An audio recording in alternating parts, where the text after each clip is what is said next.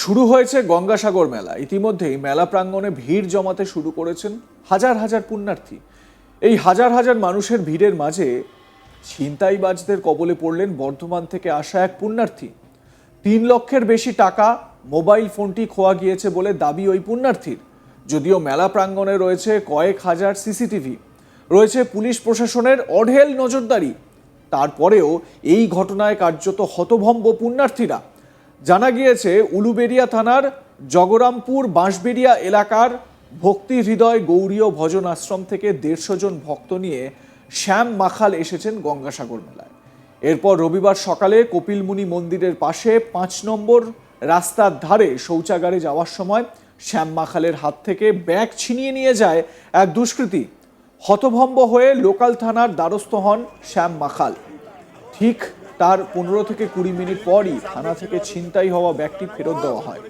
তাদের অভিযোগ, ওই ব্যাগে 3,20,000 টাকা, মোবাইল ফোন সহ প্রয়োজনীয় কাগজপত্র ব্যাগে রাখা ছিল। ব্যাগে কাগজপত্র পাওয়া গেলেও ফোন ও টাকা পাওয়া যায়নি। এখন সমস্ত কিছু হারিয়ে মেলার মাঠেই কান্নায় ভেঙে পড়লেন বর্ধমান থেকে আসা 150 জন গৌরীয় ভক্ত। পাশাপাশি মেলার চরম অব্যবস্থা নিয়েও প্রশ্ন তুললেন গঙ্গাসাগর মেলায় আগত পুণ্যার্থীরা।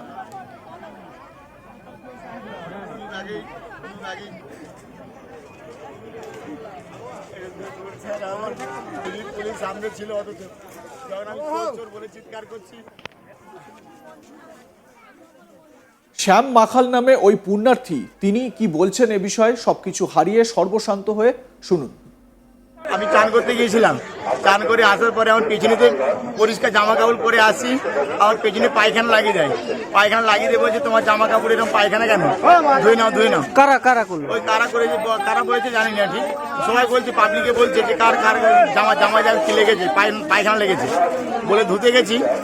দিয়ে ব্যাগটাকে আমি রেখেছি, এইভাবে ধরে আছি, এক হাতে ঢালছি আর হাত থেকে নিয়ে চলে গেছে। নিয়ে গিয়ে ব্যাগে আবার 3,20,000 টাকার মতো ছিল। 3,20,000 টাকা ছিল। এবার সঙ্গে সঙ্গে থানায় যাই, থানায় গিয়ে সেখানে কমপ্লেন করতে, থানায় ডায়েরি করতে 15 মিনিটের মধ্যে আমার ব্যাগ উদ্ধার হয়। কিন্তু আমার ব্যাগেতে মোবাইল নেই আর 3 লাখ টাকা নেই আমার। মোবাইলের কথা পুলিশকে জানিয়েছেন? মোবাইল নাম্বার দিয়েছি, পুলিশকে জানিয়েছি। পুলিশ কি বললো? পুলিশ বললো মোবাইলটা উদ্ধার হতে পারে, টাকা উদ্ধার না হতে পারে, এই কথা বললেন। ব্যাগে কি টাকা নেই এখন? জিজ্ঞাসা করলাম, কোনো টাকা নেই। আমি জিজ্ঞাসা করলাম যে ব্যাগটা পাওয়া গেল, টাকাটা কোথায় গেল এক্ষুনির মধ্যে? যদি চোর যদি চুরি করে তাতে টাকাটা নিয়ে পালাবে, কিন্তু টাকাটা গেল কোথায়? যে এই 15 মিনিটের মধ্যে ব্যাগটা পেলাম, আমি থানা থেকে উদ্ধার করলাম। টাকা নেই ব্যাগে? টাকা নেই ব্যাগে। কোথা থেকে আসছেন? আমি হাওড়া উলুবেড়িয়া থেকে আসছি। কতজন টিম নিয়ে আপনারা এসেছেন? 150 জন আছে। সর্বশান্ত হয়ে অসহায় ওই ব্যক্তি রতন বিশ্বাস এবং গোকুল মণ্ডল নামে আরো 2 পুণ্যার্থীর সঙ্গে আমরা কথা বলেছি। কি বলছেন তারা, শুনুন তাদের অভিজ্ঞতা। সকালে চান করতে গিয়েছিল, চান করতে যেতে টাকা চান করে পায়খানা লাগিয়ে দিতে টাকাগুলো 3,20,000 টাকা ছিল, ব্যাগ ছিল, ফোন ছিল 2টো, তাকে সব কিডন্যাপ করে নিয়ে গেছে। ব্যাগটা পাওয়া গেছে কিছুক্ষণ আগে, ইয়ে থেকে থানা থেকে পাওয়া গেছে। এখন আমরা সবাই গিয়েছিলাম সেখানে, ব্যাগটা দিয়েছে যে তোমার ব্যাগ হেঁটে গেছে। আমরা প্রশ্ন করেছিলাম যে ব্যাগটার তো হাত পা নেই, এখানে এলো কি করে? তারা বলছে এক সিভিক পুলিশ আমাদেরকে ফোন করে বলছে এখানে ব্যাগ পাওয়া গেছে। না, পুলিশটা তাদেরকে ফোন করেছে, সিভিক পুলিশ তাদেরকে ফোন করেছে, ওরে বলেছে যে আমাদের হেতা ব্যাগ আছে। আমরা ওই প্রশ্নটা করতে, যে ব্যাগটার তো হাত পা নেই, এলো কি করে এখানে? সিভিক বলছে যে আমাদের সিভিক আমাদেরকে ফোন করেছে, আমরা ব্যাগ সিভিকে দিয়ে গেছি। থানাতে নিয়ে চলে গেছে? তারপর ব্যাগে কি কি ছিল? ব্যাগে কাগজপত্র ছিল, এটিএম ছিল, 3.5 লাখ টাকা, 3,20,000 টাকা ছিল, 2টো ফোন ছিল। ছোট ফোনটা রেখে গেছে, বড় ফোনটা নিয়ে গেছে। আর 10টা টাকাও রেখে যায়নি, আমাদের প্রভু কিছু খাবে। প্রভু যে 150 জন এতগুলো নিয়ে যে যাত্রী নিয়েছে, যে আমরা কি খাবো সেই ব্যবস্থা পুলিশ প্রশাসনকে করতে হবে। আমরা এতগুলো যে যাবো কি করে, খাবো কি করে? টাকার ব্যবস্থা পুলিশ কি বললো? টাকার বা বলছে টাকা পাওয়া যাবে না, ফোনটা কিছুক্ষণ পরে এসো, ফোনটা পাওয়া যেতে পারে। পারেটার মানেটা কি? টাকা পাওয়া যাবে না, ফোনটা করতে গেলে কত থেকে কতটা আতঙ্কের মধ্যে আছো, এতগুলো টাকা?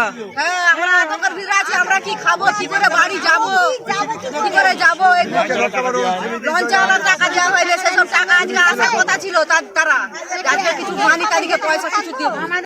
উনি পায়খানা করে ঢুকেছিলেন, ওনার বললে পিঠে পায়খানা বলে ব্যাগটাকে যেই উনি পিঠটা এরকম ঘুরে যে ব্যাগটাকে কাড়ি নিয়ে ছুট মারলো। তাহলে ওখানে কি আরো লোক যারা ছিল তারা কি দেখতে পায়নি? তাহলে এই যে প্রভু জিনিসগুলো কিভাবে উদ্ধার হবে সেটা প্রশাসন দেখুক।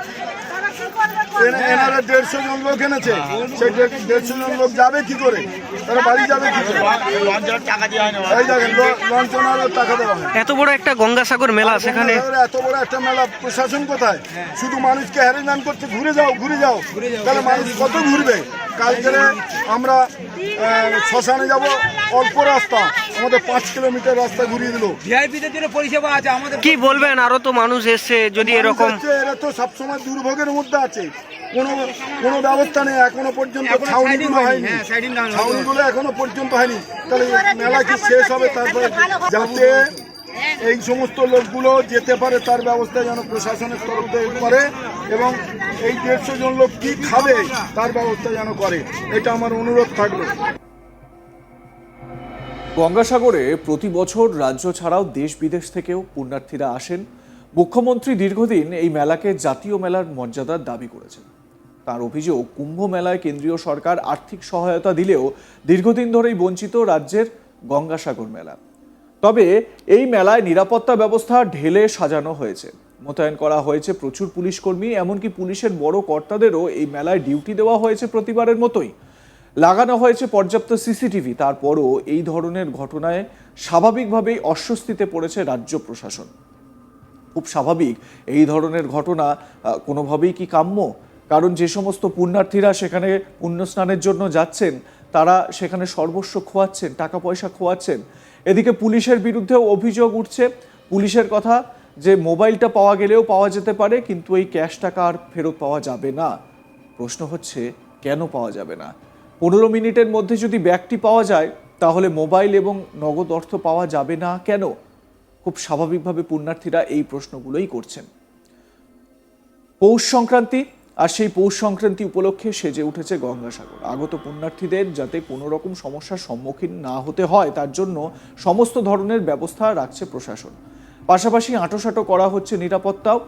আর শুধু গঙ্গাসাগর মেলা প্রাঙ্গণেই নয়, হাওড়া, শিয়ালদা, বাবুঘাটের মতো গুরুত্বপূর্ণ জায়গাগুলিতেও কড়া নজরদারি রয়েছে। এরই মাঝে অপরাধ ঘটে যাওয়ার আগেই হাওড়া স্টেশনে এক বড়সড় সাফল্য পায় আরপিএফ। গঙ্গাসাগর মেলা থেকে প্রয়াগরাজ মহাকুম্ভের যাত্রীদের ভিড় এবং বিহারগামী ট্রেনগুলিতে নেশার সামগ্রী সংক্রান্ত ঘটনা বৃদ্ধির অতীত প্রবণতার কথা মাথায় রেখে হাওড়া স্টেশনেও প্রতিরোধমূলক নজরদারি চালানো হচ্ছে। আপনাদের মতামত জানান, লাইক, কমেন্ট, শেয়ার করুন। দেখতে থাকুন আজ তাক বাংলা, সাবস্ক্রাইব করুন আমাদের ইউটিউব চ্যানেলটি।